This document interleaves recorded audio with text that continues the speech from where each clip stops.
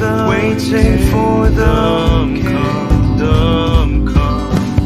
In His name, my name, my name, my name, my name, my name, my peace. In His name, my name, in His name, my name, my name, my name, my joy, I seek.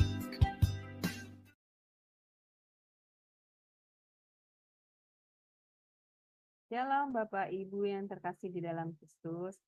Selamat malam bagi Bapak Ibu yang stay di Indonesia, selamat pagi bagi Bapak Ibu yang stay di Amerika, dan selamat siang menjelang sore bagi Bapak Ibu yang stay di Jerman. Selamat bertemu kembali Bapak Ibu pada pembelajaran firman Tuhan di SMA Adonai pada hari Senin tanggal 22 Juli 2024. Yang malam ini kita seperti biasa, kalau di hari Senin ini kita akan bersama dengan Pak Pendeta Dr. Setio Nugroho MTH ya Bapak Ibu. Dan malam ini kita akan belajar materi teologi religium. Dan ini adalah sesi yang kedua ya Bapak Ibu, kita belajar tentang bentuk-bentuk pendekatan dalam teologi religionum. Yang pertama adalah eksklusivisme. Ya baik Bapak Ibu, sebelum kita memulai kelas pembelajaran kita, maka kita akan membukanya dengan berdoa terlebih dahulu. Mari Bapak Ibu kita menundukkan kepala untuk berdoa. Bapa kami yang di surga, terima kasih dan puji syukur ya Bapak, karena kembali kami diberi kesempatan dan juga kesehatan untuk bisa berkumpul di dalam kelas tema Adonai malam ini untuk belajar bersama-sama. Bapak, biar kiranya dalam kelas-kelas pembelajaran kami selalu ada penyertaan dan pimpinan. Dan juga Tuhan berkati saya yang sebagai moderator dalam kelas ini, hingga bisa memimpin acara kelas ini dengan baik sampai selesai dan semua dapat berjalan dengan lancar. Dan juga berkati para operator yang bekerja di belakang layar, mampukan mereka untuk dapat melakukan tugas dan kewajibannya sebaik-baiknya. Dan berkati juga internet kami Tuhan, dan juga perangkat-perangkat yang kami pakai untuk pembelajaran kelas ini, hingga semua dapat berjalan dengan tanpa kendala satupun, sehingga kelas kami ini dapat berjalan dengan baik, dengan lancar sampai selesai. Dan yang terutama berkati hamba-Mu yaitu Pastor Tio yang akan menyampaikan kebenaran firman-Mu pada malam ini. Berapi setiap perkataan Pastor, dan juga berikanlah hikmat yang daripada-Mu Tuhan, sehingga Pastor Tio dapat menyampaikan kebenaran firman-Mu sesuai dengan kehendak hati-Mu, sehingga kami semua bisa mendapatkan pemahaman yang benar dan baik. Dan berkati kami juga Tuhan yang berada dalam kelas ini, dan juga yang mendengarkan di live YouTube dan yang akan mendengarkan di live Bunda nanti. Ya Tuhan, berkati kami juga, terangi hati dan pikiran kami, buka hati pikiran kami dengan Roh-Mu, dan berikan juga kami hikmat yang daripada-Mu Tuhan, sehingga apa yang diajarkan oleh Pastor Tio dapat kami tangkap dengan baik, dan kami mendapatkan pemahaman yang benar sesuai dengan kehendak hati-Mu. Terima kasih Tuhan, dan materaikanlah firman itu dalam hati dan pikiran kami, serta jadikanlah firman itu rhema dalam diri kami, sehingga kami selalu dapat mengingatnya, kami dapat memberitakannya, dan mengajarkannya juga kepada sama kami, dan yang terutama kami mampu melakukannya pada kehidupan kami. Terima kasih Tuhan Yesus, kami serahkan kelas pembelajaran ini dari awal hingga akhir hanya di dalam tangan-Mu dan dalam pimpinan-Mu, dan kami katakan segala kuasa kegelapan yang akan menghalangi pembelajaran kelas ini dalam nama Yesus. Terima kasih Tuhan, doa ini kami panjatkan dalam satu nama, yaitu Tuhan Yesus Kristus, Juru Selamat kami yang hidup. Haleluya, amin. Baik Bapak Ibu sekalian, sebelum kita masuk pada pembelajaran, kita akan mendengarkan terlebih dahulu profil dari narasumber kami ya Bapak Ibu. Ya, sebentar.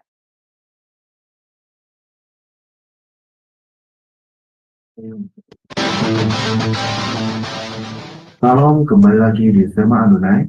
Dan kali ini kita akan memperkenalkan pembicara kita, yakni Bapak Pendeta Setio Nugroho. Dan berikut adalah profil singkat dari beliau. Saya dengan nama Setio Nugroho di kota Pahlawan, Surabaya pada tanggal 4 Agustus 1996. Riwayat pendidikan. Strata 1, Sarjana Teologi, Sekolah Tinggi Teologi Baptis Indonesia, Semarang. Strata 2, Magister Teologi STT Baptis Bandung.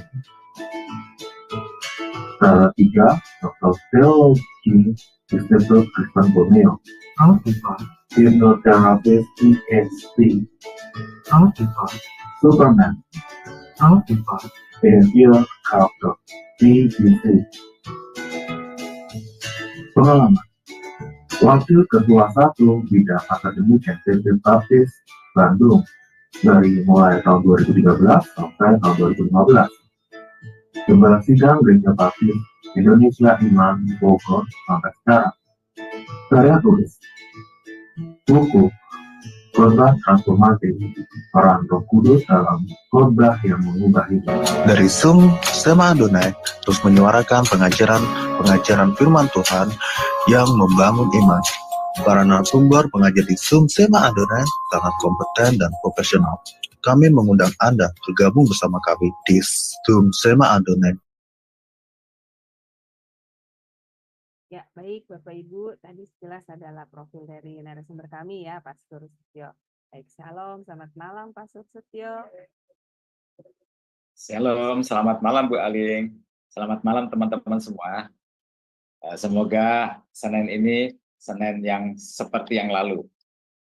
Selalu yang baik dan bahkan semoga lebih baik lagi. Tetap semangat ya Pak. Bagaimana kabar Bu Aling? Ya, luar biasa Pak. Semoga Pastor juga selalu sehat dan luar biasa ya. Amin. Baik Pastor, saya akan menyerahkan pembelajaran ini kepada Pastor. Dipersilakan ya. Baik, ya teman-teman sekalian, kita melanjutkan apa yang sudah kita mulai pada Senin yang lalu. Itu adalah teologi religionum atau digunakan dalam istilah yang lain adalah teologi agama-agama.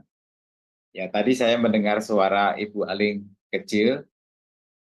Bila suara saya itu terlalu kecil, ya mohon untuk memberi tahu, ya, supaya mungkin bisa lebih keras lagi.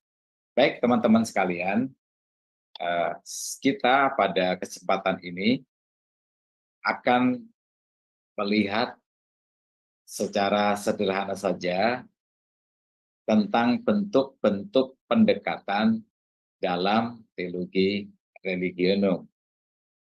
Jadi hubungan atau sikap orang-orang Kristen terhadap agama-agama lain itu dipotret, itu dipetakan, lalu kemudian dibuat semacam pembedaan karena ada cara pendekatan yang berbeda-beda. Seperti yang kita ketahui, tidak semua orang memiliki sikap dan pikiran yang sama bila dia dihadapkan kepada agama-agama yang lain atau umat beragama yang lain. Nah, di dalam teologi religionum itu dikenal ada 3 bentuk pendekatan yang kita akan lihat dalam kesempatan ini. Bentuk pendekatan yang pertama, bila masih ada waktu, kita akan lanjutkan kepada pendekatan yang kedua. Nah, sekarang kita mulai saja.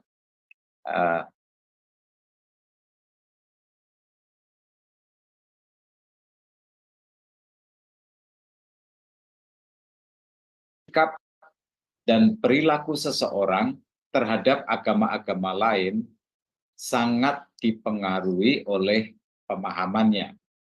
Jadi sikap dan perilaku seseorang atau tiap-tiap orang terhadap agama lain itu berbeda-beda, dipengaruhi oleh pemahamannya, dipengaruhi oleh keyakinannya, oleh sudut pandangnya, dipengaruhi oleh cara dia menghayati imannya ataupun ajaran-ajaran agama yang dianutnya. Nah, dalam hal ini Kristen. Ya. Dalam penelitian agama-agama, paling tidak ada 3 pandangan keberagamaan yang kemudian menjadi cikal bakal munculnya teori-teori pluralisme, yaitu eksklusivisme, inklusivisme, dan pluralisme paralelisme. Nah, sekarang mari kita lihat yang pertama terlebih dahulu. Pertama, pandangan eksklusivisme itu menyatakan bahwa agamanya lah adalah agama yang satu-satunya yang paling benar dan yang memberikan keselamatan. Itu pandangan yang dicirikan sebagai pandangan eksklusif. Dengan kata lain, eksklusivisme adalah merupakan sebuah pandangan yang berprinsip bahwa keselamatan tunggal sedemikian rupa sehingga agama-agama lainnya akan dipandang sebagai yang sesat atau sebagai yang salah. Tidak ada keselamatan di luar agama saya. Semua agama-agama di dunia ini yang tidak sama dengan saya, maka itu dianggap sebagai sesat, dan di dalam semua agama-agama yang lain itu tidak ada keselamatan. Nah, pandangan ini pandangan yang disebut sebagai pandangan, kita lihat dulu sekilas ya, eksklusivisme. Kemudian yang kedua, inklusivisme, itu sebuah pandangan yang bertolak belakang dengan pandangan yang tadi, eksklusivisme. Nah, menjadi inklusif itu berarti percaya bahwa kebenaran itu tidak dimonopoli oleh agama tertentu, tetapi kebenaran itu juga ditemukan di agama-agama yang lain juga. Ya, semua agama lah. Semua agama mengajarkan kebenaran, mengajarkan hal-hal yang baik. Ya, dalam perkara ini semua agama sama. Lalu kemudian yang ketiga, pandangan paralelisme yang kemudian dielaborasi menjadi pendukung untuk teologi pluralisme, berpandangan bahwa setiap agama secara paralel itu adalah sama. Kita kadang-kadang mendengar itu dalam percakapan di masyarakat, semua agama itu sama, semua agama itu mengajarkan kebaikan. Semua agama itu menyembah Tuhan. Pengungkapannya sajalah yang berbeda-beda. Lalu kemudian seringkali diberikan sebuah ungkapan, ada banyak jalan menuju Roma. Ya. Jadi demikian dalam sudut pandang paralelisme, agama dipandang. Ya. Nah, sekarang kita melihat kepada pengertian eksklusivisme. Ya. Kita melihat kepada pengertian eksklusivisme. Ya. Menurut Kamus Besar Bahasa Indonesia, kata eksklusivisme itu terdiri dari 2 kata, yaitu eksklusif yang artinya terpisah dari yang lain, khusus, dan isme yang berarti paham. Ya, saya ulangi sekali lagi, kata eksklusivisme terdiri dari 2 kata, yaitu eksklusif, yang artinya terpisah dari yang lain, khusus, dan isme itu sendiri berarti paham. Ya, isme itu sendiri berarti paham. Nah, teman-teman sekalian, sedangkan Kamus Besar Bahasa Indonesia mengatakan bahwa eksklusivisme berasal dari kata eksklusif yang artinya terpisah dari yang lain, dan dapat juga diartikan sebagai paham yang mempunyai kecenderungan untuk memisahkan diri dari masyarakat, yaitu eksklusivisme. Eksklusivisme itu merupakan suatu sikap menutup diri sendiri dari pengaruh agama lain, dan dia ingin mempertahankan keaslian dan kemurnian dari pribadinya. Nah, eksklusivisme adalah merupakan suatu sikap yang dikategorikan atau digolongkan sikap yang arogan terhadap agama yang lain. Mengapa? Sebab sikap ini, pandangan ini mengatakan bahwa kebenaran itu hanya ada pada agamaku. Agama yang lain itu salah, sebagus sebaik apapun agama yang lain. Kemudian keselamatan itu, ya, surga itu milik agamaku. Sedangkan agama-agama yang lain, mau bagaimanapun juga nggak bisa sampai ke surga. Nah, itu sebabnya mengapa pandangan ini dianggap sebagai suatu sikap yang arogan terhadap agama yang lain, yang membatasi kasih Allah yang sebenarnya tidak terbatas, mengurung Allah dalam sistem nilai-nilai yang dibuat oleh manusia itu sendiri. Nah, eksklusivisme merupakan suatu sikap menutup diri dari sebuah agama, dari agama lainnya, dalam pengertian bahwa ada suatu pemahaman agama tersebut menganggap dirinya yang benar dan memperhatikan keaslian dan kemurnian dari ajarannya itu, ya, dari pandangannya itu. Nah, dengan kata lain, sikap eksklusivisme memiliki sifat yang fanatik terhadap agama lain. Nah, kalau demikian, kita bisa melihat banyak juga di negara kita ini orang-orang yang memiliki pandangan atau sikap eksklusif. Orang-orang yang demikian memang selalu fanatik, ya, tidak bisa menerima keberadaan agama lain atau orang yang beragama lain. Dan di negara kita sendiri itu menjadi sebuah komoditas politik, ya, karena sikap-sikap yang demikian itu sangat mudah untuk ditunggangi oleh politik. Ya, ingat, politik itu selalu memanfaatkan, memperalat pihak lain untuk kepentingan yang ingin dicapainya. Nah, itu sebabnya ya seperti inilah eksklusivisme. Nah, sekarang kita melihat latar belakang dari munculnya eksklusivisme. Pandangan ini berawal sejak gereja mula-mula sampai kepada masa bapak-bapak gereja yang menganut teologi yang tradisional. Perjanjian baru bagi penganut eksklusivisme ditafsirkan dalam terang panggilan untuk menerima Kristus sebagai penyataan Allah yang tertinggi dan yang final. Kristus adalah pernyataan Allah yang tertinggi dan final. Oleh sebab itu, maka gereja memberitakan keselamatan dalam Yesus dan menolak dengan tegas kebenaran di luar kekristenan. Nah, pada abad pertengahan, kelompok eksklusivisme ini dimotori oleh Roma Katolik yang berpendapat bahwa di luar gereja tidak ada keselamatan.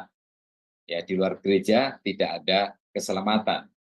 Pandangan ini dikukuhkan pada Konsili Orange pada tahun 1442.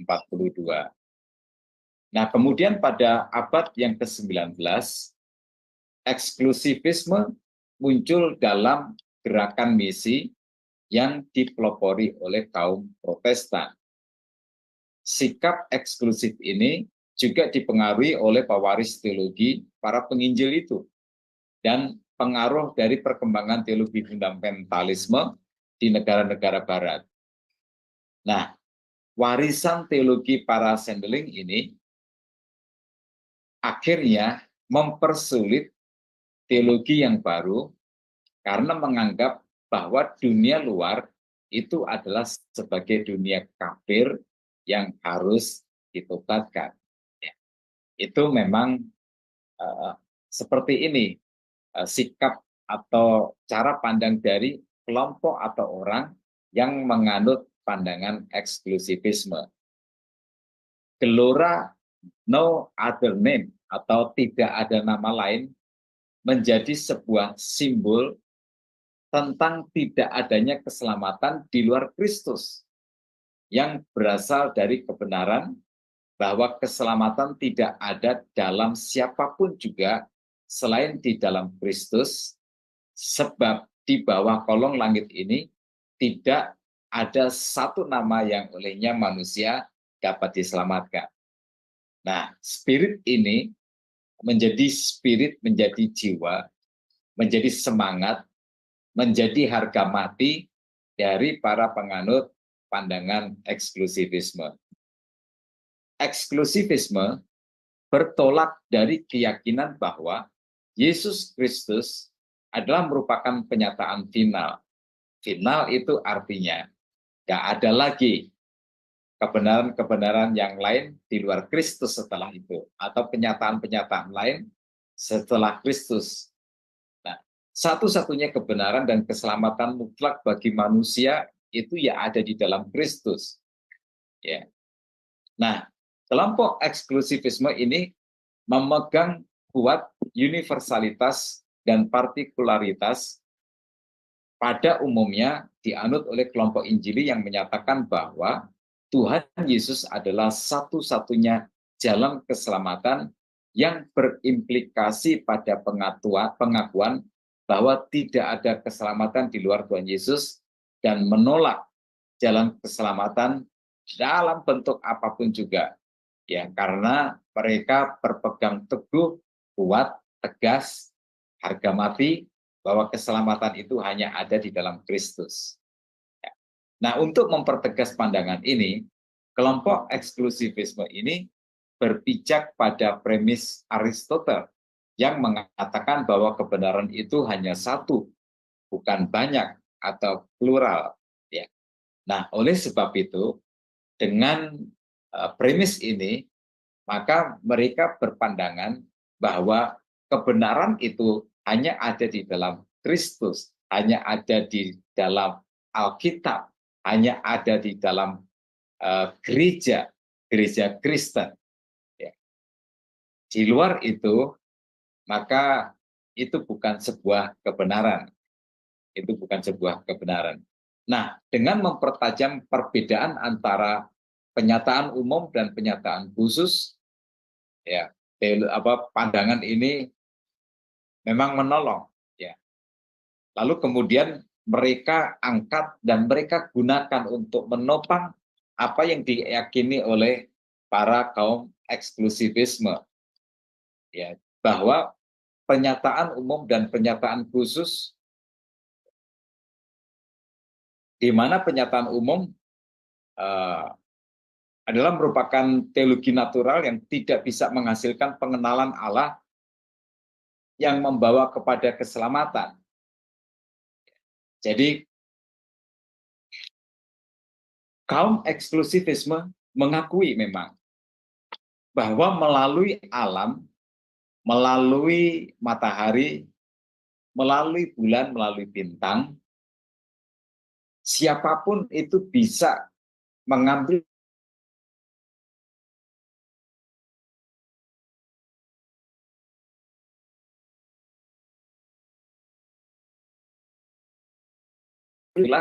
pribadi yang jauh melebihi daripada manusia, ya, pribadi yang maha kuasa, yang maha besar. Namun itu adalah merupakan pernyataan umum yang mampu untuk menggugah manusia untuk memiliki pengetahuan secara umum bahwa ada Tuhan di balik itu semua. Tetapi pernyataan umum itu tidak mampu membawa pengenalan kepada Allah secara pribadi, secara benar-benar. Nah, sedangkan pernyataan khusus yang merupakan pembeda dari pernyataan umum adalah pernyataan Allah dalam dan melalui Yesus Kristus untuk menyelamatkan manusia.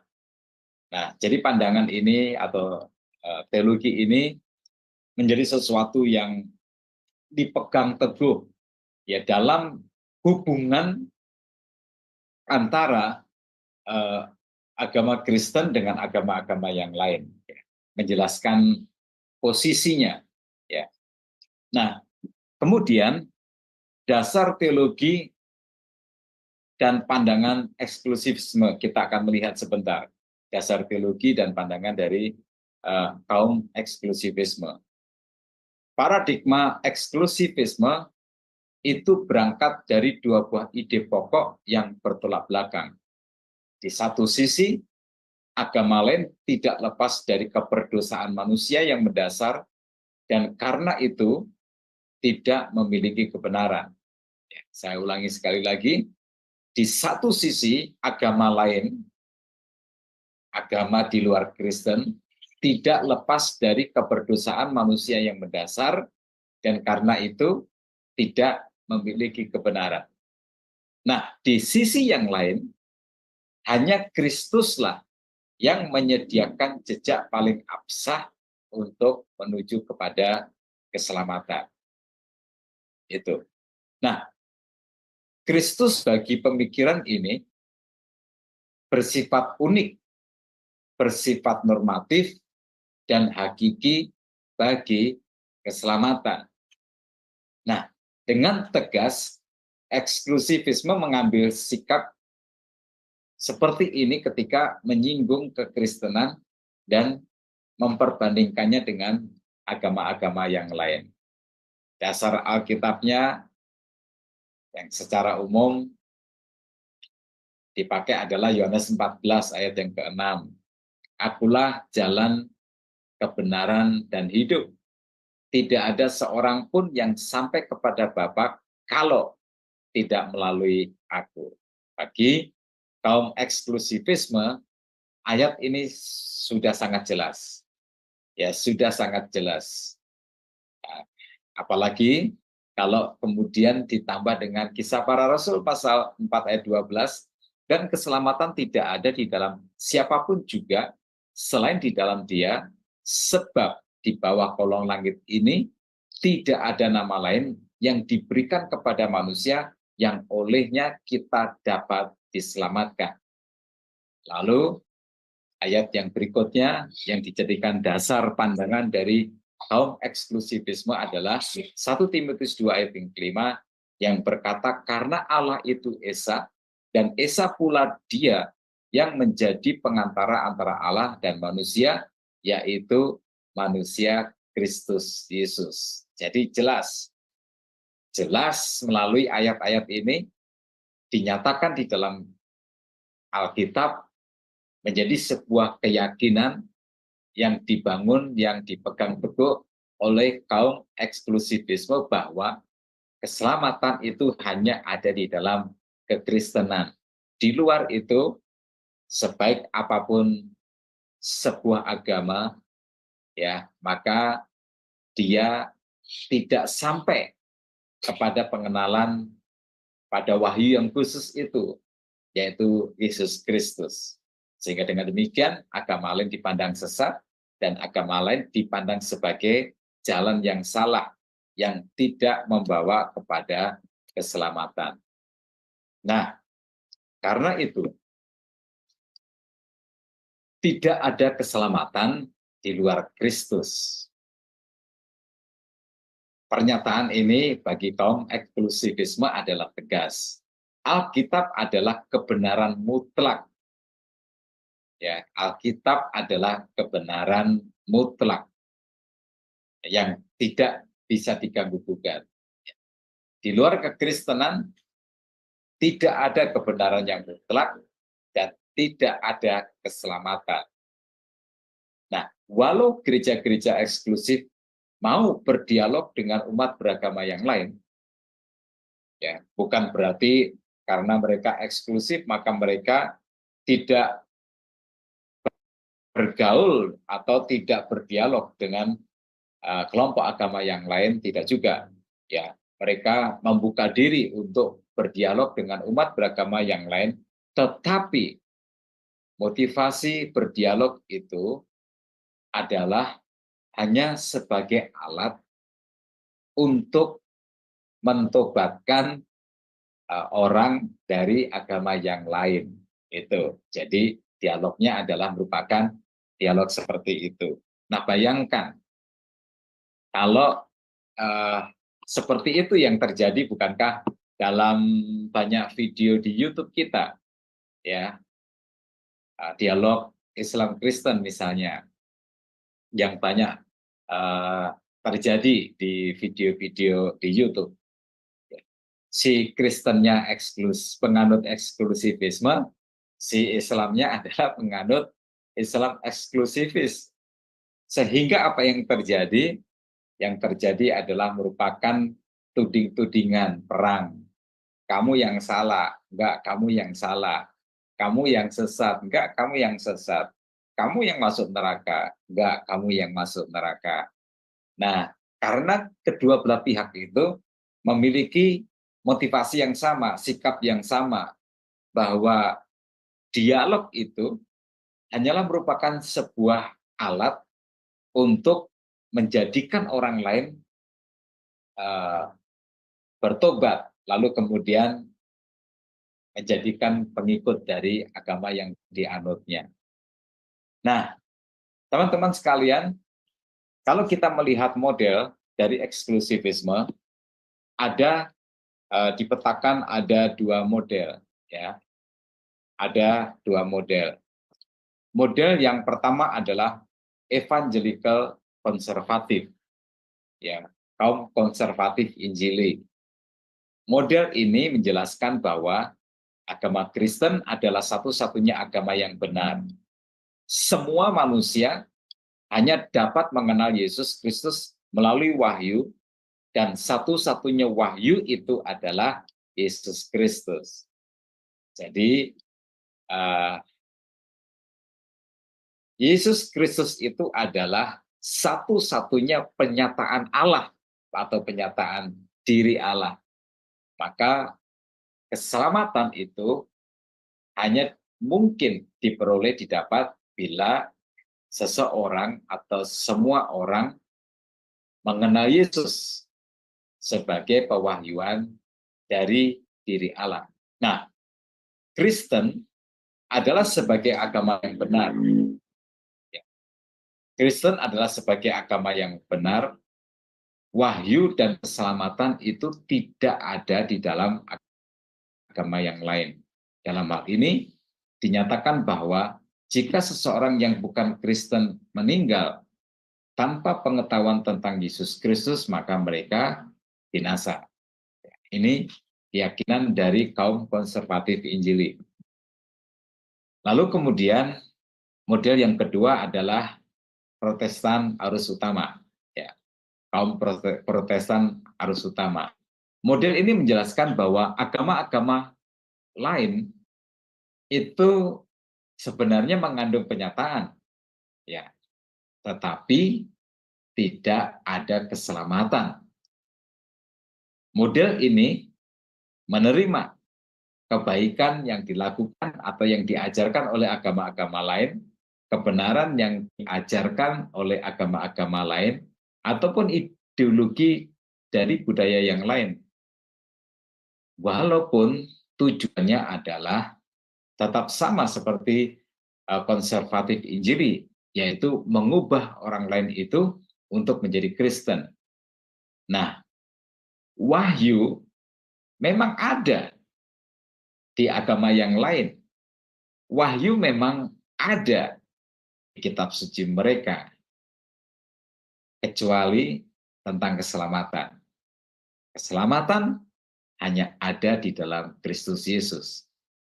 Nah, model ini menggunakan kearifan lokal,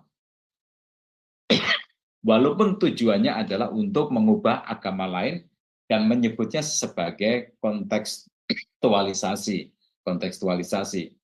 yang mencoba memandang apa yang positif dari agama lain. Nah, itu ya. Jadi teman-teman sekalian, model dari Protestan arus utama ini agak sedikit lentur terhadap agama-agama yang lain, tetapi mereka tetap harga mati bahwa di agama yang lain itu tidak ada keselamatan. Keselamatan itu hanya ada di dalam agama Kristen. Maksudnya adalah hanya ada di dalam Kristus yang dipercayai, diyakini, diimani oleh orang Kristen sebagai pusat dari keselamatan. Model ini berkeyakinan bahwa Allah telah memberikan penyataan umum kepada semua agama. Ya. Jadi kalau dikatakan tentang semua agama itu mengajarkan kebaikan, ajaran itu hanya merupakan sebuah penyataan umum. Bukan penyataan khusus, tidak mengandung keselamatan. Ya. Sedangkan penyataan khusus itu hanya diberikan kepada orang Kristen. Nah, sekarang mari kita lihat dari ciri khas pandangan dari eksklusivisme. Ya. Ciri khasnya adalah tidak ada Allah lain kecuali Allah Tritunggal. Itu pandangan yang dipegang teguh dari kaum eksklusivisme. Seluruh Alkitab, dan hanya itulah Alkitab itu yang merupakan kebenaran yang mutlak.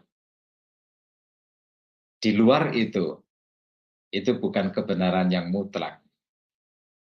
Kemudian, Yesus Kristus adalah juru selamat dunia satu-satunya. Tidak ada keselamatan di luar Yesus Kristus. Kemudian, setiap manusia, ciri berikutnya, setiap manusia di dunia adalah berdosa. Semua orang di dunia ini adalah orang yang berdosa, sudah jatuh dalam dosa. Semua orang di dunia ini terpisah dari Allah dan sedang menuju kepada kebinasaan. Maksudnya adalah neraka. Ciri berikutnya, kaum eksklusivisme meyakini bahwa keselamatan merupakan pemberian anugerah Allah yang tidak dapat dikerjakan sendiri. Orang memang harus berbuat baik, tapi perbuatan baik itu tidak akan sanggup untuk membeli atau mendapatkan keselamatan. Keselamatan hanya diterima oleh pribadi yang bertobat dan percaya kepada Tuhan Yesus Kristus. Di luar itu tidak ada keselamatan. Nah, barang siapa yang tidak percaya kepada Tuhan Yesus Kristus, maka dia akan dihakimi oleh kedatangannya yang kedua kali dan akan menderita pada kebinasaan yang kekal. Karena itu, tugas utama gereja di dunia ini adalah memanggil semua orang agar semua orang itu bertobat dan percaya kepada Tuhan Yesus, lalu menjadi murid dari Tuhan Yesus. Nah, itulah merupakan ciri-ciri khas yang dianut, yang kita dapatkan dari para kaum eksklusivisme. Tokoh utamanya adalah Karl Barth. Ya. Posisi teologianya atas agama-agama lain adalah bentuk tidak percayaan. Jadi agama yang lain yang bukan Kristen itu beragama seperti itu sebagai bentuk ketidakpercayaan atau religion as unbelief. Ya. Penyataan adalah pemberian diri dan manifestasi dari Allah sendiri. Manusia dapat mengenal Allah bukan berdasarkan kepada kemampuannya sendiri, melainkan karena Allah lah yang menyediakan dirinya untuk dikenal dan disapa oleh manusia. Jadi, kita melihat di sini perbedaan agama Kristen dengan agama yang lain yang bukan Kristen. Kalau agama Kristen itu inisiatif datang dari atas ke bawah, dari Allah kepada manusia. Sedangkan agama lain itu dipandang sebagai sebuah inisiatif dari bawah ke atas, dari manusia kepada Tuhan. Ya, maka itu sebabnya ada perbedaan tentang konsep keselamatan. Kalau di agama yang lain, konsep keselamatan itu didapatkan melalui perbuatan. Maka berbuat baiklah sebanyak-banyaknya, beramallah sebanyak-banyaknya, karena perbuatan baik dan amalmu itulah yang menentukan, yang membawa kamu kepada keselamatan, kepada surga. Tetapi dalam pandangan Karl Barth, tidak seperti itu. Keselamatan itu adalah merupakan anugerah Tuhan yang tidak bisa dibeli melalui perbuatan. Ya, karena itu keselamatan ada di dalam Kristus. Nah, upaya manusia untuk mengenal Allah dari sudut pandangnya sendiri merupakan suatu upaya yang sia-sia. Sehingga dapat dikatakan bahwa upaya ini hanyalah merupakan sebuah ungkapan ketidakpercayaan. Maksudnya adalah ketidakpercayaan terhadap wahyu khusus bahwa Yesus Kristus itu adalah juru selamat, jalan yang ditentukan oleh Allah untuk memperoleh pengampunan dosa dan keselamatan. Pandangan Barth ini bertolak dari pandangan bahwa Yesus Kristus adalah kepenuhan wahyu Allah. Dalam diri Kristus, penyataan diri Allah kepada manusia menjadi konkret, menjadi final, dan menjadi definitif. Ya, menjadi definitif. Nah, satu-satunya perbedaan agama Kristen dengan agama lain adalah bahwa agama Kristen berdiri di tempat yang terang, sedangkan agama lain berdiri di dalam bayang-bayang. Karl Barth itu menggambarkan melalui sebuah analogi, Kristus itu bagaikan matahari yang menerpa bumi. Satu bagian terkena cahayanya, dan agama lain itu kena bayang-bayangnya. Ya, yang satu bagian terkena cahayanya langsung itu adalah agama Kristen. Nah, rahmat hanya dalam kaitan dengan Kristus. Ya, rahmat itu hanya bisa diterima di dalam Kristus atau melalui Kristus. Rahmat itu mengalir dari salib Kristus. Hanya dalam Yesus Kristuslah manusia dapat mengalami rahmat yang mendamaikannya dengan Allah. Kemudian tokoh yang lain adalah Hendrik Kramer. Dia berpendapat bahwa penekanan Barth yang amat negatif terhadap klaim ketidakpercayaan agama-agama amat berbahaya dan tidak adil. Jadi Kramer ini kayaknya mau mengoreksi cara Barth untuk mengungkapkan pandangannya, ya, dengan mengatakan bahwa agama-agama lain itu adalah sebuah bentuk ketidakpercayaan kepada pewahyuan khusus, jalan yang ditentukan Allah tentang keselamatan.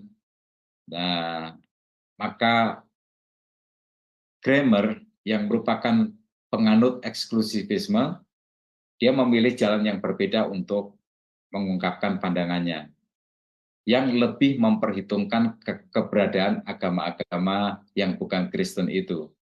Dia tidak terlalu ekstrim untuk menilai agama lain, dia masih memberikan perhatian pada kenyataan hidup agama lain. Nah, oleh sebab itu, dia membuat sebuah penjelasan bahwa dibandingkan dengan Barth yang menekankan sikap a priori terhadap agama-agama lain, Kramer menggunakan pendekatan a posteriori. sebelum mengajukan penilaian teologis atas mereka. Apa itu? Yaitu bahwa agama-agama lain harus dipandang dalam terang Yesus Kristus.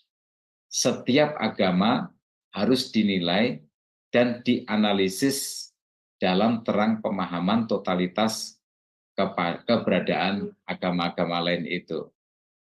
Itu pandangan dari Kramer. Nah, sekarang kita melihat kelebihan dari sifat eksklusivisme ini, ya, adalah bahwa keteguhan mereka dalam mempertahankan keyakinan dan iman, bahwa keyakinan yang dianut adalah yang paling benar, sehingga dengan kata lain pendirian dari kelompok eksklusif itu adalah pendirian yang teguh. Ya, dengan ini kita bisa melihat bahwa orang-orang yang menganut eksklusivisme adalah orang-orang yang sangat teguh, sangat kuat akan pandangan keyakinan mereka, iman mereka. Ya, dalam hal ini tentu iman di dalam Kristus Yesus. Itu kelebihannya, ya. Kelebihannya.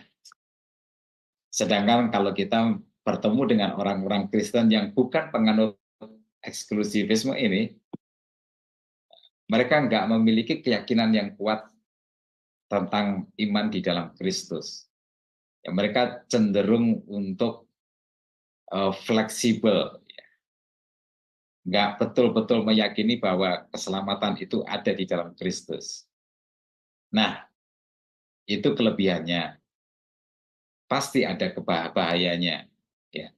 Bahayanya kaum eksklusivisme adalah adanya potensi untuk mendiskriminasikan sesama manusia lainnya.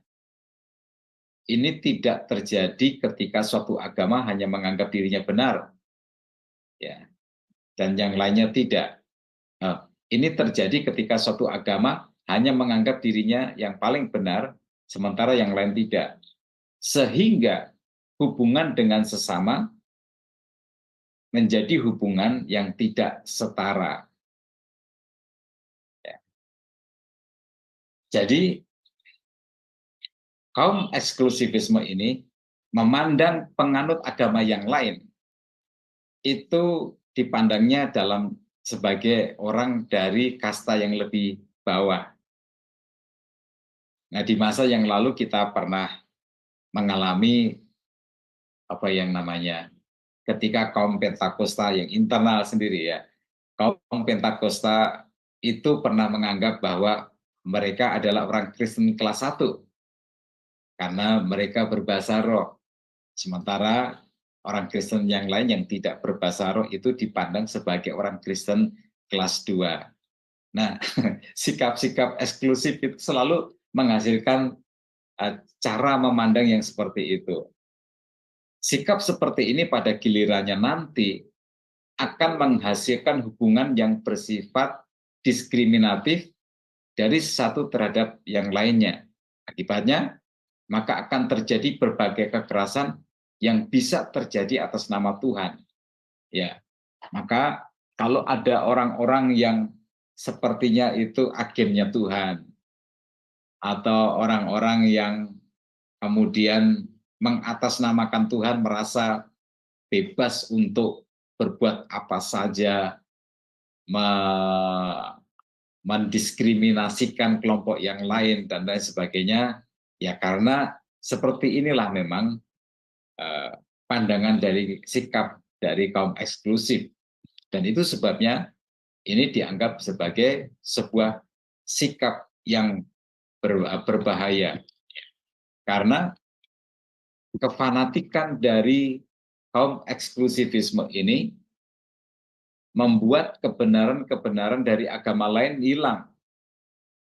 Bahkan menghilangkan kerukunan dan kedamaian dalam hubungan antar umat beragama. Kalau kita bicara tentang kerukunan umat beragama, kehidupan yang damai di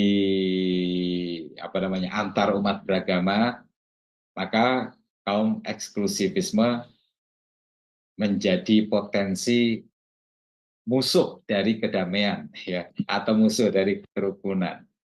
Ya. Demikian teman-teman sekalian, kita sudah 1 jam, hampir 1 jam kurang lebih, saya menjelaskan tentang bentuk atau model pendekatan yang pertama dalam teologi religionum, dalam hubungan antar agama, itu pendekatan eksklusivisme. Saya berada di lingkungan yang seperti ini, ya. Saya berada di lingkungan yang seperti ini. Ya, saya orang baptis, dan orang baptis sebagaimana kaum Injili konservatif lainnya adalah ya berpandangan eksklusivisme, ya, keyakinan bahwa keselamatan hanya ada di dalam Kristus Yesus, itu sudah pasti tegas harga mati. Tetapi saya pribadi tentu nggak sama plek-plek dengan kaum eksklusivisme. Saya bahkan memiliki pandangan sendiri tentang teologi religionum dengan tetap berpijak kepada ortodoksi keyakinan bahwa keselamatan ada di dalam Kristus Yesus. Lalu teologi religionum itu apa? Saya punya pandangan sendiri. Ya, saya nggak ungkap sekarang, tapi nanti pelan-pelan dalam sesi-sesi yang berikutnya pasti akan muncul nanti. Ya, pasti akan muncul nanti. Baik, saya kembalikan kepada Ibu Aling. Silakan Ibu Aling untuk memimpin sesi berikutnya. Entahkah sharing, entahkah diskusi, apa. Ya, baik. Terima kasih Pastor Setio. Luar biasa ya Pak, pemaparan malam ini kita belajar tentang pendekatan dalam teologi religium itu religionum itu mengenai yang pertama ya Pak, paham eksklusivisme. Baik Bapak Ibu, sebelum kita masuk pada sesi tanya jawab dan diskusi, maka saya akan terlebih dahulu membacakan acara-acara Sema Adonai ke depannya ya Bapak Ibu. Ya, baik. Dimulai dengan besok, Selasa 23 Juli 2024, di pukul 17.00 waktu Indonesia Barat, sudah ada kembali kelas pembelajaran firman Tuhan ya Bapak Ibu. Dan kali ini adalah mengenai materi Teens and Youth Ministry. Dan temanya adalah keinginan mata berujung kecanduan belanja.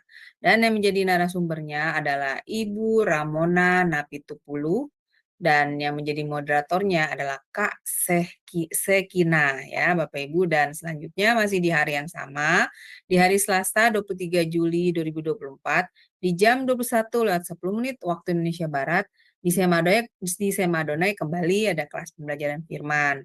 Dan ini adalah sesi kedua ya Bapak Ibu dari tema Simon Petrus yang impulsif diubahkan Tuhan. Jadi sesi pertamanya sudah di minggu lalu. Dan yang menjadi narasumbernya adalah sama ya Bapak Ibu, yaitu Ibu Ramona Napitupulu SS.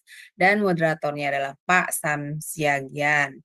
Selanjutnya di hari Rabu 24 Juli 2024 di jam 21:10 waktu Indonesia Barat, di Sema Adonai kembali kita belajar tentang kebenaran firman. Dan kali ini temanya adalah mengatasi depresi.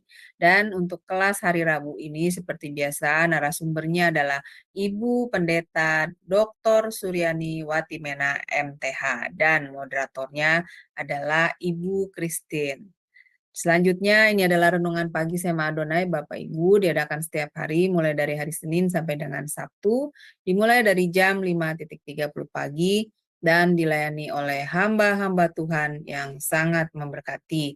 Jadi Bapak Ibu sekalian, untuk renungan pagi Sema Adonai, kemudian renungan pagi dari Bapak Gembala kami sendiri yaitu Pak Pendeta Daniel Palungan yang diadakan setiap hari Jumat 1 kali dalam seminggu, dan juga ibadah online Sema Adonai hanya Bapak Ibu dapat ikuti lewat channel C Firman saja. Jadi tidak di-live-kan di channel-channel yang lain ya Bapak Ibu. Oleh karena itu bagi Bapak Ibu yang belum men-subscribe channel kami yaitu channel Cahaya Firman, tolong subscribe channel YouTube baru kami Bapak Ibu sehingga Bapak Ibu bisa mengikuti keseluruhan acara-acara Sema Adonai yang terutama tidak di-live-kan di channel-channel lain selain di channel Cahaya Firman ya Bapak Ibu.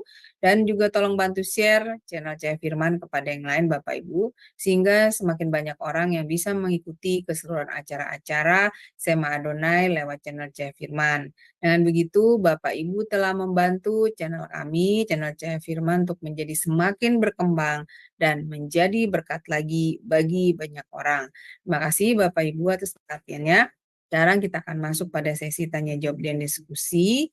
Bagi Bapak Ibu yang ingin bertanya atau sharing mengenai materi malam ini, silakan raise hand terlebih dahulu, maka bukan narasumber kami ya, maksudnya operator kami akan membuka mute dari Bapak Ibu sekalian. Ya, baik. Pak Stur Setio, luar biasa ya Pak, kita belajar malam ini. Dan ini baru buat saya ya Bapak ya, karena saya nggak pernah sebelumnya belajar tentang teologi religium ini. Nah Pak Astur, ini kan dibilang bahwa teologi religium ini kan dia eksklusif ya Pak, menyatakan bahwa agamanya, pemahaman imannya itu yang paling benar. Nah sebenarnya Pastor menurut pandangan Pastor sendiri bagaimana Pastor? Karena kan itu tadi ada ditampilkan memang dalam ayat-ayat Alkitab itu kan memang mendukung ya Pastor bahwa keselamatan itu hanya ada di dalam Yesus Kristus. Nah ini bagaimana menurut Pastor Setio tentang ayat dalam Alkitab ini Pastor dengan pemahaman dari ini Pak paham eksklusivisme ini Pak, itu benar apa bagaimana Pak? Itu apa harusnya bagaimana gitu supaya penyesuaiannya yang baik gitu Pak? Iya, silakan Pak. Iya. Baik. Ya, jadi begini. Yang pertama adalah bahwa di muka bumi ini ada kelompok yang berbeda-beda, ada suku yang berbeda-beda, budaya yang berbeda-beda, serta agama yang berbeda-beda. Itu sebagai sebuah kenyataan, ya. Itu sebagai sebuah kenyataan. Sehingga kekristenan itu salah satu di antara kelompok yang banyak itu, yang berbeda-beda, keragaman itu. Nah, karena itu merupakan sebuah kenyataan, maka bagaimana kita memandangnya? Ya kita terima itu sebagai sebuah realita yang akan terus ada sampai dunia ini kiamat. Gitu. Nah, kemudian ada sesuatu yang tak terhindarkan bahwa kita orang Kristen pasti akan berrelasi, berhubungan, bersentuhan dengan mereka yang agamanya tidak sama dengan kita. Nah, teologi religionum itu fokus kepada hubungan antar agama ini, ya. Lalu kemudian digagaslah sebuah bangunan teologi yang harus menjadi dasar yang membuat kita itu memiliki sebuah pandangan landasan untuk berhubungan dengan agama-agama yang lain, gitu. Nah, jadi teologi religionum itu wilayahnya itu dulu kita pahami bahwa dia adalah sebuah teologi yang sengaja dibangun dalam khusus untuk bagaimana orang Kristen membangun hubungan dengan orang-orang yang di luar agamanya. Gitu. Nah, dalam pada itu muncullah pendekatan-pendekatan yang kita pelajari pertama itu adalah pendekatan eksklusivisme, ya, eksklusivisme. Nah, di Senin depan kita akan belajar tentang pandangan yang tidak sepakat dengan apa yang disampaikan kaum eksklusivisme. Itu namanya inklusivisme. Nah, Senin berikutnya lagi kita akan belajar tentang sebuah pendekatan yang nggak setuju dengan pendekatan yang pertama, yang nggak setuju dengan pendekatan yang kedua, nah itu adalah pendekatan dari kaum pluralisme, ya itu. Nah sekarang kalau saya ditanya bagaimana dengan ayat-ayat itu, saya akan berkata bahwa saya memegang ayat itu, bahwa keselamatan memang ada di dalam Kristus Yesus, tidak ada di luar Kristus. Ya. Itu adalah sebuah pernyataan yang sifatnya ortodoksi, itu sebuah pernyataan yang sifatnya doktrin, itu sebuah pernyataan yang sifatnya adalah kebenaran. Lalu, kalau begitu, apakah saya tidak bisa berhubungan manis dengan orang dari agama yang lain? Nah, di sini saya berkata bahwa teologi religionum bagi saya itu bukan di wilayah doktrin, ya, bukan di wilayah ortodoksi, tetapi teologi religionum itu ada di wilayah praksis, ada di wilayah yang di luar di luar akidah. Maksudnya bagaimana? Ya, nanti ada seseorang yang menolong mengembangkan teologi religionum ini. Teologi religionum ini kan untuk sementara kita mendapatkan dari orang-orang yang seperti bapak-bapak gereja, Origins, ya seperti itu. Lalu kemudian dikembangkan oleh orang-orang lain seperti Karl Barth, seperti Karl Rahner, dan lain sebagainya. Ya, di kemudian hari teologi religionum ini menjadi diekspos, dibangun ulang oleh seseorang yang bernama Paul Nitter. Ya, Paul Nitter. Nah, dia sangat berjasa. Walaupun saya banyak tidak sepakat dengan sudut pandang dia, tetapi dialah yang mengarahkan bahwa teologi religionum itu wilayahnya adalah wilayah praksis. Maksudnya bagaimana? Semua orang di dunia ini punya musuh yang sama. Musuh kita apa? Musuh kita ketidakadilan. Ketidakadilan ekonomi, ketidakadilan politik, kemiskinan, apalagi ya perusakan lingkungan hidup. Yang kalau itu tidak dihentikan atau tidak direspon dengan baik, maka itu bisa menjadi bencana kemanusiaan. Nah, disitulah dalam keyakinan saya, teologi religionum memiliki wilayah. Maka orang Kristen, Muslim, Buddhis, penganut Hindu, dan semua yang lain, yuk kita bergandengan tangan. Bergandengan tangan. Ya, sebab kita punya musuh yang sama.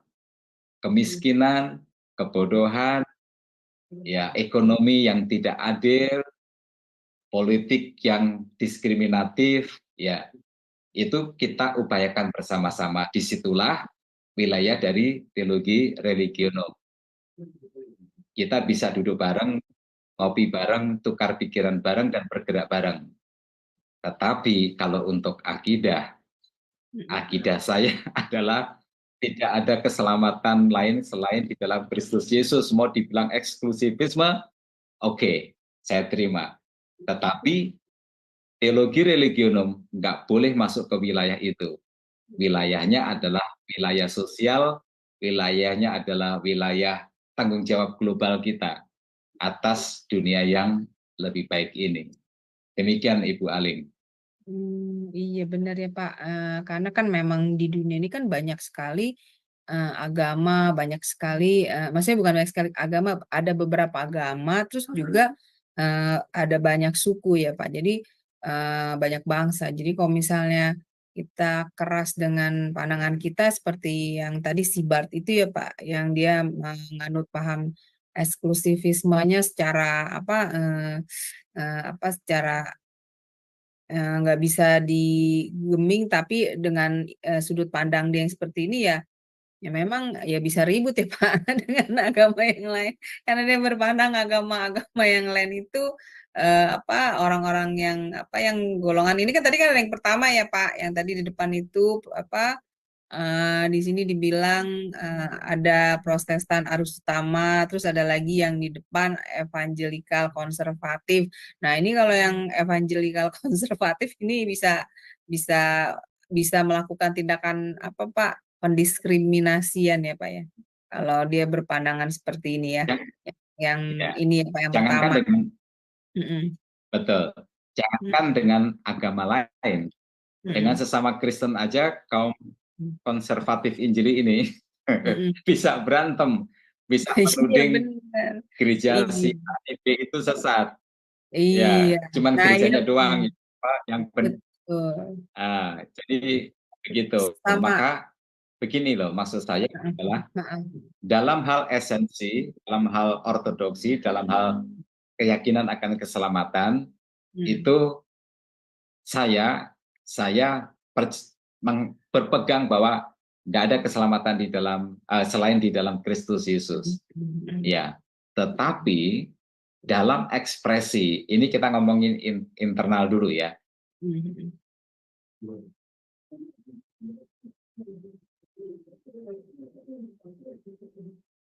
Iya.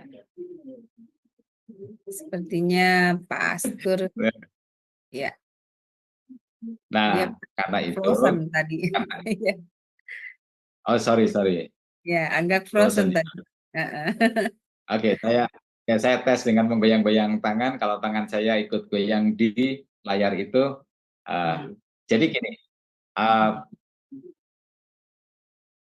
kaum konservatif Injili itu memang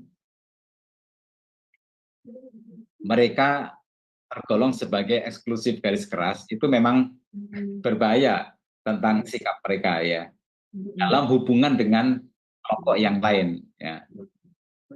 Maka dia bisa menjadi sikap yang merusak kerukunan ya, kerukunan antar umat beragama maupun kerukunan sesama Kristen sendiri, tetapi beda aliran atau beda denominasi itu. Nah, kita belajar seperti ini untuk menyadari bahwa ada loh orang yang jenisnya beda dengan kita. Ada orang yang agamanya beda dengan kita. Ada orang yang walau sama-sama Kristen tetapi dia punya punya beberapa keyakinan, kepercayaan atau beberapa ekspresi di dalam kekristenannya itu beda dengan kita. Nah, jadi kalau begitu bagaimana? Kalau begitu kita harus memisahkan antara ortodoksi atau sesuatu yang esensi dengan sesuatu yang sifatnya praksis atau sesuatu yang sifatnya ekspresi. Nah, di dalam ortodoksi ya doktrin utama kita harus kuat, tegas, berpegang.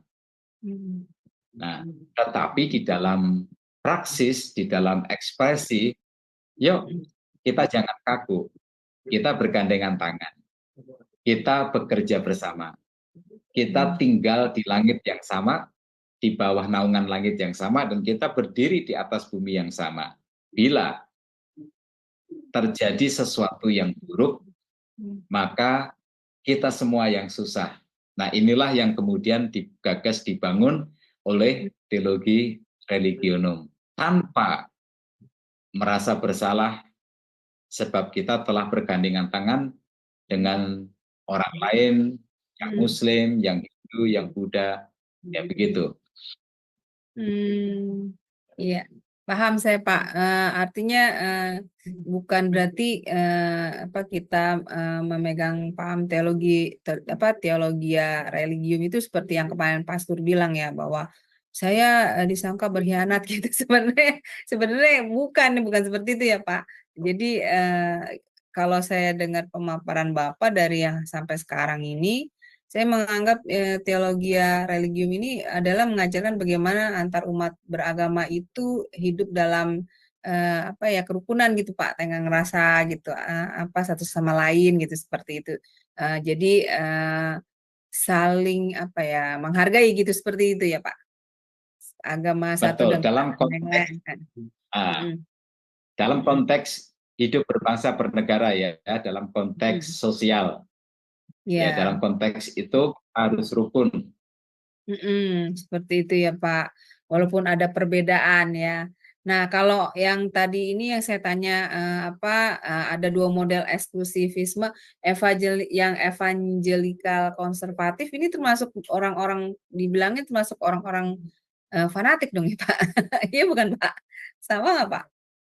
Iya, seperti itu. Bagi Fanatik. bagi model yang lain, Mm-mm. dia memang fanatik, Oh. dianggap apa ya namanya, Mm-mm. pokoknya hal-hal yang buruk dilekatkan kepada kaum konservatif Injili ya, itu. Hmm. Iya, karena dia mempertahankan imannya itu seperti itu ya Pak ya. Jadi seperti mendiskriminasi, jadinya nggak mau terima pemahaman dari agama-agama lain ya Pak.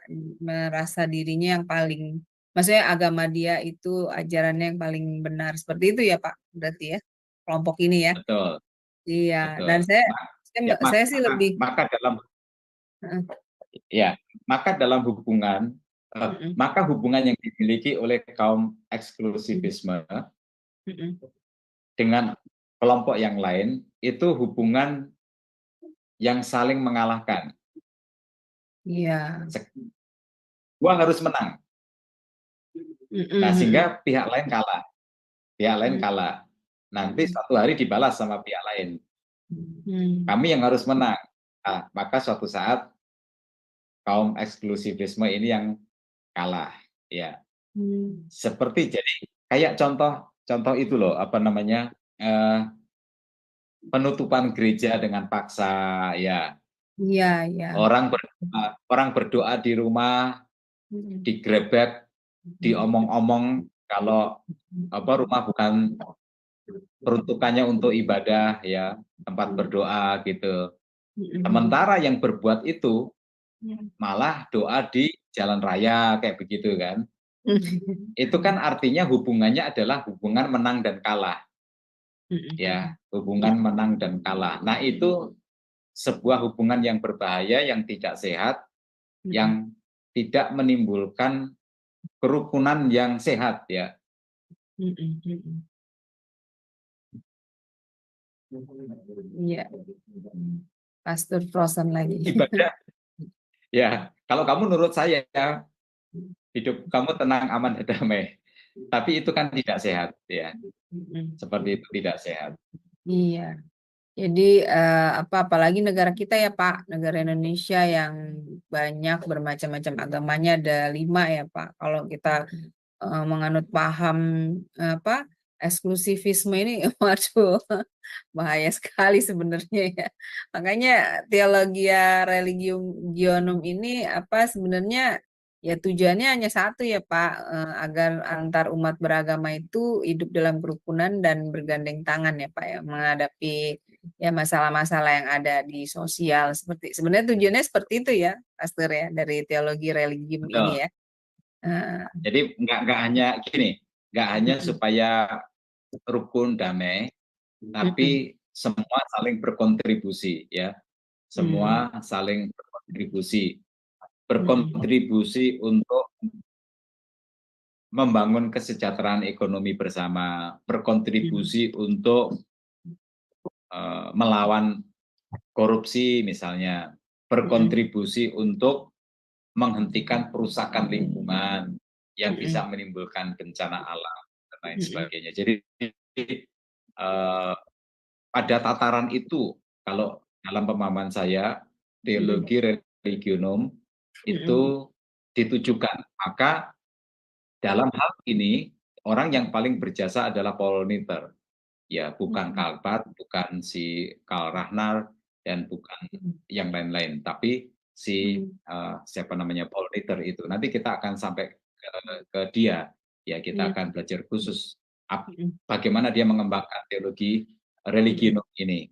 Menurut dia teologi religionum itu ranahnya yang seperti apa dan bagaimana, walau saya ada hal-hal yang saya nggak sepakat dengan beliau.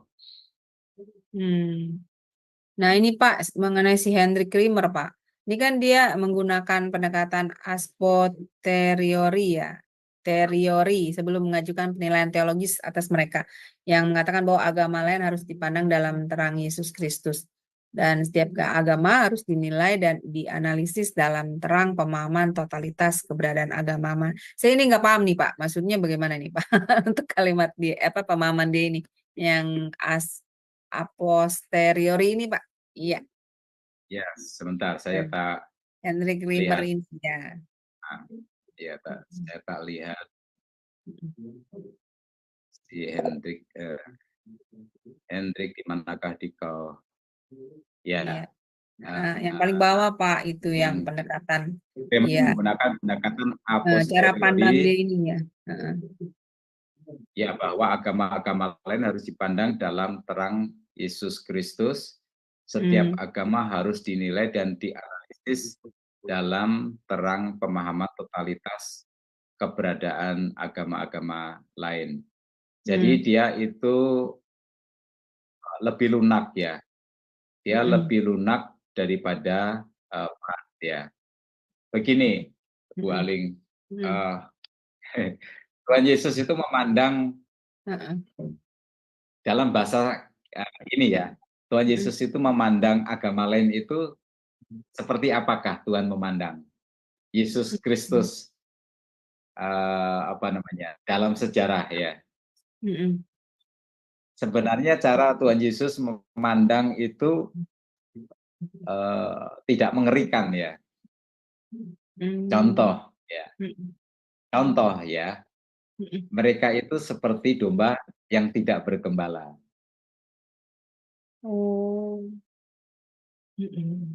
Ya, paham maksud saya?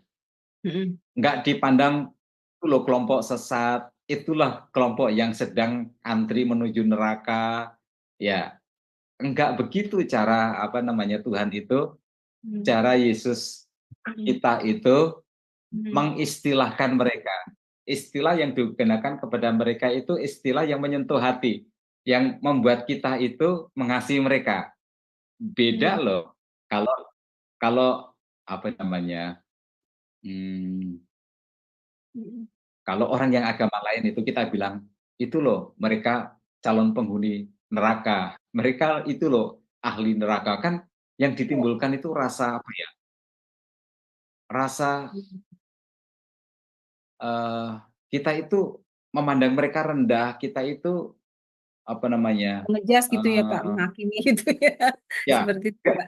Nggak timbul rasa sayang, nggak timbul rasa kasih dalam diri kita terhadap mereka gitu loh. Betul ya, di ungkapan-ungkapan itu.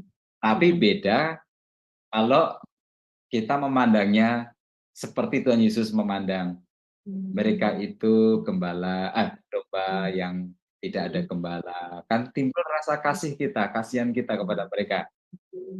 Ya, kasihan bukan dalam kasihan yang dimiliki kaum eksklusivisme, tapi kasihan yang dipenuhi rasa kasih itu. Nah, dalam pada itu sikap-sikap seperti ini diangkat, ya pandangan-pandangan atau sikap teologi seperti ini diangkat sehingga orang beragama lain itu memiliki seakan-akan memiliki kesetaraan. Kita menghargai mereka.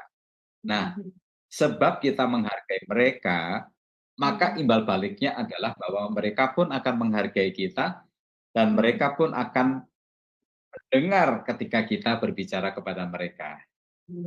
Begitu. Nggak ada sikap arogan, Oh iya, nggak ada sikap arogan. iya, ya paham Pak saya. Jadi dengan apa kasih berarti ya Pak, belas kasih gitu ya Pak, terhadap mereka ya, Betul, bukan dengan dengan berat sikap hati. yang arogan dan Maka ekstrim. ya, maka hati-hatilah ketika menyebut kelompok lain atau agama lain itu dengan istilah-istilah itu hati-hati, ya, hati-hati, ya. Belajarlah dari Tuhan Yesus. Tuhan Yesus itu jelas eksklusif, tapi bukan eksklusif jenisnya Kalbar, ya. Kan dia bilang, akulah jalan kebenaran dan hidup. Nggak serang pun dapat datang kepada Bapa kalau tidak melalui aku. Dia close, nggak ada jalan lain kecuali dia. Tetapi lihatlah sikapnya. Dia menyebut orang di luar orang berjalur lain itu sebagai domba tak bergembala yang mendengar akan tersentuh dan timbul rasa kasih kepada orang lain. Itu bukan kebencian, itu bukan sebuah istilah yang arogan, ya, tapi istilah yang menghargai orang lain sebaik-baiknya. Ya, ya. Paham saya Pak, luar biasa ya Pak pelajaran malam ini. Terima kasih loh Pak Pastor Setio. Nah, saya juga belum pernah belajar tentang teologi ini dan bersyukur Pak saya bisa mendapat pelajaran ini ya, menambah apa paradigma pemikiran saya lagi luar biasa. Ya baik, sepertinya tidak ada yang bertanya ya Pak. Coba saya hubungin Ibu Heni. Shalom Ibu Heni, monitor. Ya, Ibu Heni monitor. Sepertinya Ibu Heni juga sibuk ya, Pastor. Baik, kalau Ya, Ibu tidak bisa bergabung, baik kita tutup ya Pak kelas kita. Bapak bisa closing statement untuk pembelajaran malam ini, lalu pimpin doa bagi kami ya, Pastor. Dipersilakan. baik teman-teman sekalian, jadi kita sedang di pelajaran tentang model pendekatan yang pertama, yaitu eksklusivisme, sebuah pendekatan orang Kristen kepada orang yang di luar agamanya. Nah, kita sudah mendapatkan tadi bahwa tegas mereka menyatakan tidak ada keselamatan di luar Kristus. Secara pribadi, saya memegang ini sebagai sebuah doktrin, sebagai sebuah iman. Namun, dalam hubungan dengan agama yang lain, saya sangat terbuka bila itu ada di dalam wilayah sosial, ada di dalam wilayah kemanusiaan, ada di dalam wilayah lingkungan hidup, bagaimana kita merawat dunia kita itu supaya tidak terjadi bencana kemanusiaan bagi kita semua. Ya, dan saya juga belajar untuk tidak bersikap arogan melalui labeling yang kita berikan kepada orang-orang yang tidak seagama dengan kita. Saya lebih tersentuh dengan cara Tuhan Yesus melabeli mereka atau mengistilahkan mereka bahwa mereka adalah domba yang tidak bergembala. Ungkapan itu menimbulkan rasa kasih kita atas mereka. Saya berharap dengan belajar teologi religionum ini, kita bisa membangun perasaan hati kita dan juga hubungan kita dengan orang dari agama yang lain, sehingga kita menjadi garam bagi mereka dan kita menjadi terang bagi mereka. Mari kita berdoa. Bapa Surgawi, terima kasih Tuhan, kami berdoa, kami perlu banyak belajar, terutama dalam membangun sikap teologi kami maupun membangun sikap praksis kami terhadap orang-orang yang tidak seagama dengan kami. Tuhan, kami percaya jika Engkau menempatkan kami di muka bumi ini yang sifatnya plural, baik secara suku, budaya, maupun agama. Engkau menghendaki kami untuk menjadi terang, dan Engkau menghendaki kami untuk menjadi garam.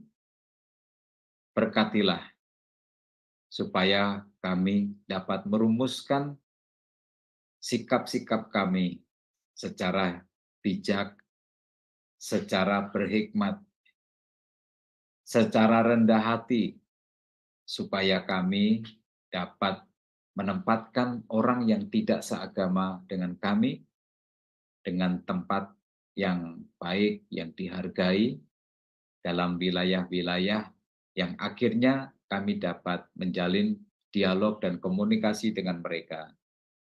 Tuhan, kami berdoa di dalam nama Yesus, ada banyak PR di tengah-tengah dunia ini. Ada kemiskinan, ada ketidakadilan sosial, ada ketidakadilan politik, ada banyak masalah Tuhan, termasuk lingkungan hidup yang bisa menjadi bencana kemanusiaan.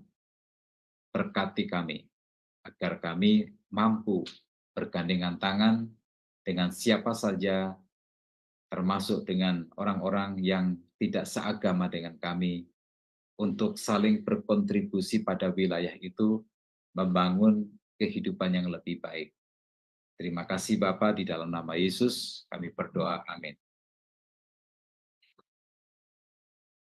Baik, terima kasih ya Pastor untuk pelayanannya yang luar biasa bagi kami.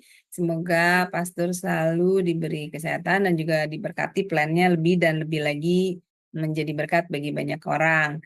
Dan semoga pelajaran malam ini juga memberkati Bapak Ibu sekalian ya. Baik Bapak Ibu, terima kasih sudah bersama kami dengan Sema Adonai. Mengikuti pembelajaran kelas ini dan juga terus ikuti ya Bapak Ibu pembelajaran kelas-kelas kami di Sema Adonai di hari-hari yang lain ya. Jadi pembelajaran kelas kami ini full dari hari Senin sampai dengan Sabtu, dan juga besok pagi ada renungan pagi ya Bapak Ibu, jangan lupa untuk mengikuti renungan pagi kami. Terima kasih Bapak Ibu, selamat beristirahat. Tuhan berkati. Shalom, shalom, shalom.